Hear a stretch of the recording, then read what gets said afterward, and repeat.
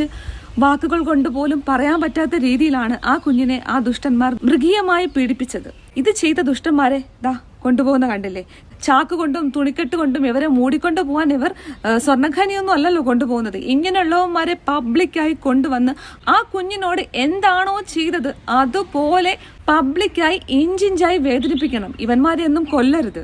ഇനി ആകെയുള്ള പ്രതീക്ഷ തമിഴ്നാട് മുഖ്യമന്ത്രി സി ജോസഫ് വിജയ് ആണ്, നമ്മുടെയൊക്കെ വിജയ് അണ്ണൻ. അദ്ദേഹം ഇപ്പോൾ ഇരട്ട വധശിക്ഷയൊക്കെ നടപ്പാക്കിയിട്ടുണ്ട്. എങ്കിലും ഇവന്മാരെ ഒന്നും ജയിലിലിട്ട് ഒരു ദിവസം പോലും ചിക്കനോ കുഴിമന്തിയോ ഒന്നും കൊടുത്ത് വളർത്തിയെടുക്കരുത്. റിയൽ ലൈഫിൽ പല ഡയലോഗുകളും പറഞ്ഞ് ആൾക്കാരുടെ മനസ്സിൽ ഹീറോ ആയിട്ടുള്ളതാണ്. അണ്ണാ, ഇത് റിയൽ ലൈഫാണ്. ഇവിടെയാണ് നിങ്ങൾ ആൾക്കാരുടെ മനസ്സിൽ സൂപ്പർ ഹീറോ ആവേണ്ടത്. മാസ് ഡയലോഗുകൾക്ക് പകരം മാസ് നിയമങ്ങൾ കൊണ്ടുവരൂ. தப்பு பண்ணவும் விடமாட்டான். அது யாராக இருந்தாலும் சரி, என்னோட கவர்மெண்ட்ல என் கூடவே இருக்கிறவங்களாகவும் சரி விடமாட்டான்.